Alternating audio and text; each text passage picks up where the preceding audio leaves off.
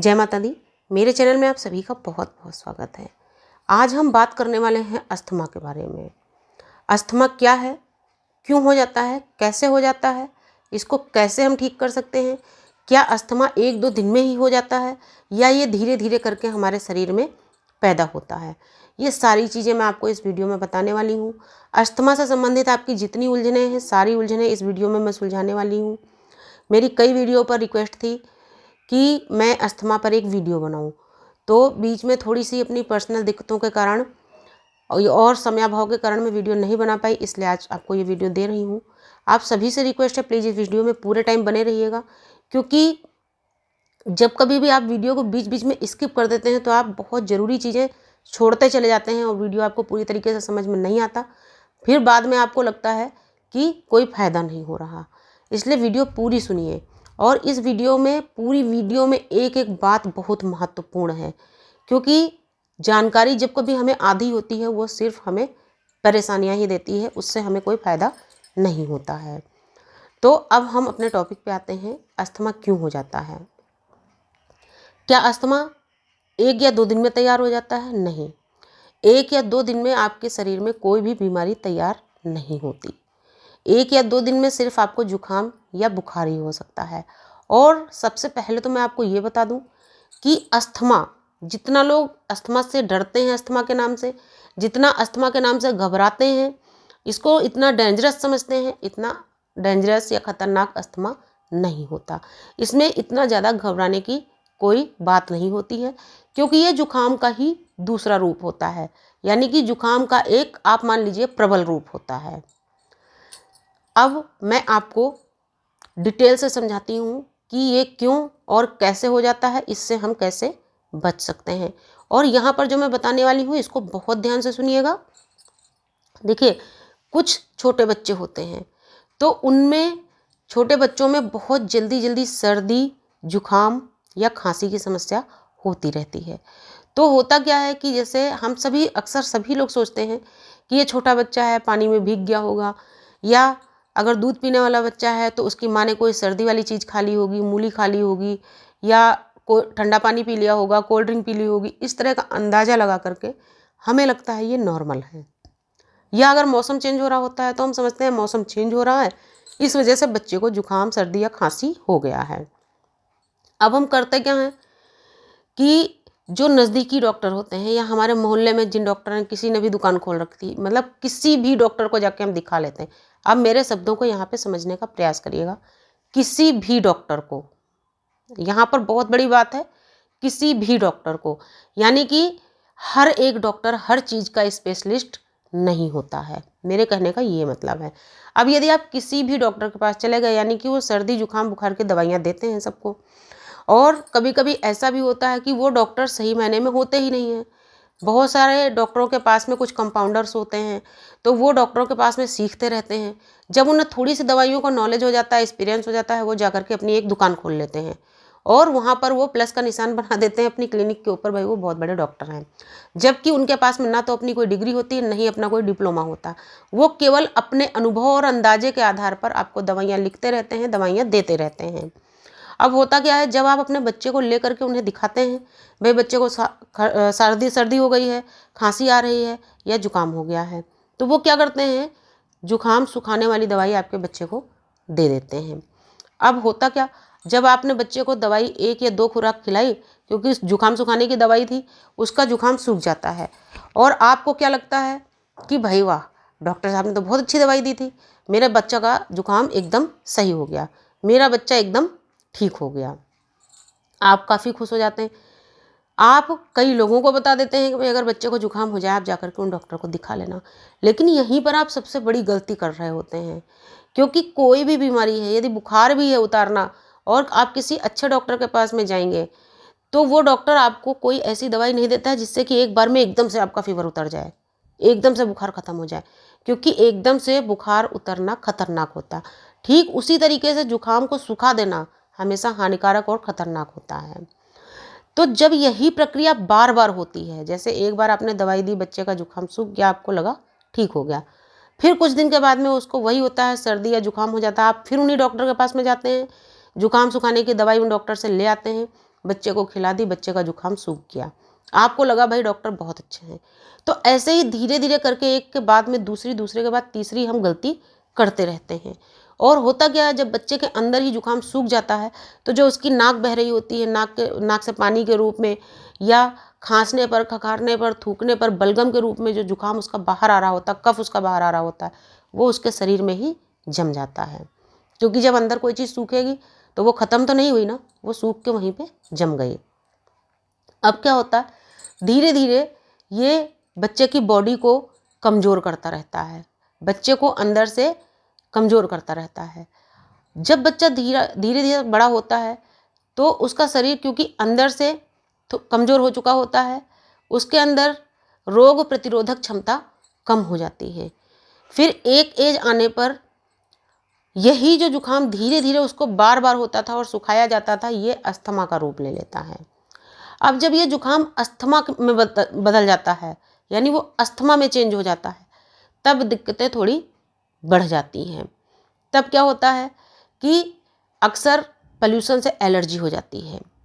अब पॉल्यूशन से एलर्जी यानी कि बहुत तेज़ धूल उड़ेगी, अगर उसको धूल की महक आ जाएगी बच्चे को, तो उसको छींकें आनी शुरू हो जाएंगी, आंखों से आंसू निकलने शुरू हो जाएंगे, खांसी आनी शुरू हो जाएगी और गले में खराश हो जाएगी। और कभी कभी तो ये इतना प्रबल रूप ले लेता है कि यदि किसी चीज़ की तेज़ स्मेल आ जाती है, बहुत तेज़ सुगंध आती है, खुशबू आती है, तो उससे भी बच्चे को बहुत ज़्यादा प्रॉब्लम होती है। बच्चों में क्या, फिर तो वो बड़ा हो गया, हम लोगों के एज में भी ऐसा होता है कि जैसे मान लिया ऐसी दिक्कत कुछ हो गई है तो बाहर जाने पर काफ़ी दिक्कत हो जाती है। अच्छा, एक तो मैंने आपको ये रीज़न बता दिया जिन बच्चों को धीरे धीरे जुकाम सुखाया गया। दूसरा कारण यह भी होता है कि कभी कभी हमारे शरीर में हमारे अपने जो हमारा शरीर होता है वो किसी चीज़ को महसूस करता है तो वो बर्दाश्त नहीं कर पाता। जैसे कि अभी मैंने बताया धूल मिट्टी, तो जिन बच्चों को अक्सर जुकाम होता था, सुखाया जाता था, उनको तो धूल मिट्टी से एलर्जी होनी ही है। उसके अलावा कुछ लोगों को होती है एलर्जी कि अगर धूल की महक आती है उन्हें छींकें आनी शुरू हो जाती हैं, उनको प्रॉब्लम हो जाती है। मुझे भी होता है, अगर मैं धूल मिट्टी के एरिया में जाऊँ तो मुझे छींकें आनी शुरू हो जाती हैं, प्रॉब्लम होती है। तो यानी कि वो आपको एलर्जी है, और वह एलर्जी भी कभी कभी अस्थमा का रूप ले लेती है। तो इन सब चीज़ों से हम बचेंगे कैसे, हमें इनसे अपना बचाव कैसे करना है, इनमें हमें ट्रीटमेंट क्या करना है, तो अब मैं आपको बहुत ज़रूरी चीज़ें बताने वाली हूँ। इसमें आपको अपने खान पान में बहुत सावधानी बरतनी है। सबसे पहले अपने खान पान में आप बदलाव लाइए। अगर आपको दही, मट्ठा या ठंडी चीज़ें, आइसक्रीम, कोल्ड ड्रिंक, ये सारी चीज़ें अगर बहुत पसंद हैं तो थोड़ा सा इनमें कंट्रोल करिए कि इनकी कम मात्रा आप लीजिए।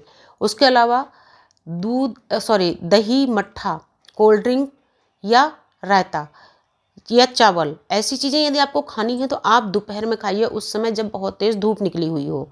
यानी कि उस समय अगर बाहर धूप निकली तो घर का टेम्परेचर भी नॉर्मल या थोड़ा सा गर्म होता है, तो जब आप दोपहर में ये चीज़ें खाते हैं तो आपको वो नुकसान नहीं करती।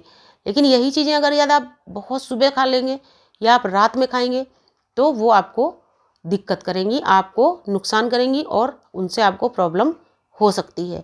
सांस फूलना शुरू हो सकती है, आपको खांसी आनी शुरू हो सकती है, जुकाम और छींकें सब कुछ हो सकता है। तो इन चीज़ों से बच के रहिए। उसके अलावा अपने खाने में लहसुन शामिल करिए। लहसुन को आप कोशिश करिए कि सब्जी में थोड़ा सा ज़्यादा मात्रा में लहसुन डालें। दाल में लहसुन का तड़का लगा सकते हैं। लहसुन तेल में पका के रख लीजिए।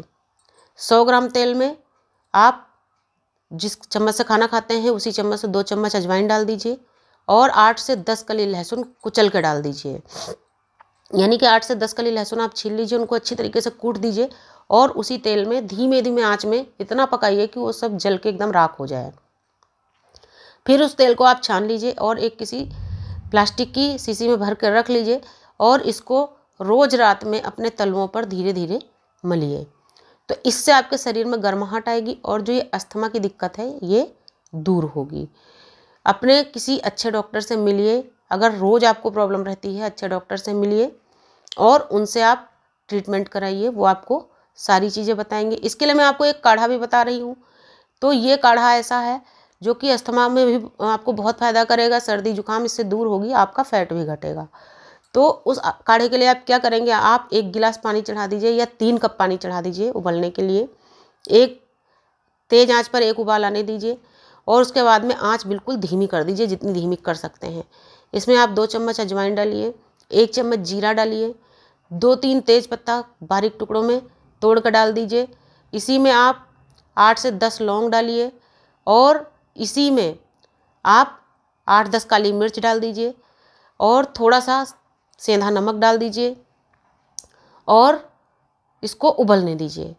इसको इतना उबालिए और साथ में इसी में आपको 10-12 पत्तियाँ तुलसी की डालनी हैं। फिर इस पानी को आपको इतना उबालना है कि ये 3 कप से 1.5 कप बचेगा और जब ये 1.5 कप पानी बचेगा तो वो आपको दिन में 3 बार पीना है। इसको आपको बनाना एक ही बार में है। उस काढ़े को आप छान कर रख लीजिए और आप दिन में इसको आधा-आधा कप करके 3 बार पी सकती हैं। इसका जो मटेरियल बचेगा उस मटेरियल को भी आप ढक के रख दीजिए। इसी में आप एक बार और अपना मटेरियल बना सकते हैं। तो इस तरीके से ये काढ़ा भी आपको बहुत ज़्यादा आराम देगा। इसके अलावा मैं आपको एक इन्हेलर बता रही हूँ। तो देखिए, ये लेवोलिन है, ये सिप्ला का इन्हेलर है। ये बहुत ज़्यादा फायदा करता है और ये है स्प्रे, एक तरह का इन्हेलर है। जिन लोगों को अस्थमा होता है तो जब वो प्रबल रूप में होता है या कभी कभी धूल मिट्टी के एरिया में जाने से बहुत ज़्यादा बढ़ जाता है तो आपको इसका यूज करना होगा। डॉक्टर आपको ये सजेस्ट करेंगे। तो इसको बस इस तरीके से यहाँ से खोलते हैं, कुछ नहीं करना, आपको अपने मुंह के अंदर रखना है ऐसे करके और इसको ऊपर से 2 बार पुश करना है। उसके बाद में अपना मुंह इस तरीके से बस बंद कर लेना है और 2 से 3 मिनट तक अपना मुंह आपको बंद रखना, बिल्कुल खोलना नहीं है। और उन 2-3 मिनट में आपको कोशिश करनी है मुंह से सांस अंदर लेने की और नाक से बाहर निकालने की। मुंह से आपको सांस खींचनी है, बंद मुंह करके ऐसे करके आपको सांस खींचनी है और नाक से बाहर निकालनी है। तो ये आपको 2 से 3 मिनट करना है, लेकिन ये आपको तभी करना है जबकि एकदम से आपकी सांस फूलनी शुरू हो गई या एकदम से आपको खांसी आनी शुरू हो गई, बंद ही नहीं हो रही है, या आपको महसूस हो रहा है कि आपके सीने में बहुत ज़्यादा बलगम जकड़ा हुआ है और बहुत ज़्यादा मतलब कि खांसने में प्रॉब्लम से महसूस हो रही, तब आपको करना। बाकी जब आपने डॉक्टर के पास में जाएंगे, आपके डॉक्टर आपको विधिवत बता देंगे आपको क्या करना है। तो मैंने आपको अपनी तरफ से अस्थमा के बारे में पूरा सब कुछ बहुत थोड़े से शब्दों में बताने की कोशिश की है। उम्मीद है वीडियो आपको समझ में आया होगा। जो मैंने परहेज बताया है वो भी आपको समझ में आया होगा। तो उन चीज़ों से दूर रहिए और जो गलतियां आप बच्चे को दिखाने में करते हैं उनको मत करिए और अपने पर भी कंट्रोल रखिए, अपने खाने पीने पर, और सर्दी से बचिए। स्वस्थ रहिए, मस्त रहिए। वीडियो अच्छा लगे इसको लाइक और शेयर करिएगा। आपका दिल करे तो चैनल को सब्सक्राइब कर लीजिए। नमस्कार, धन्यवाद।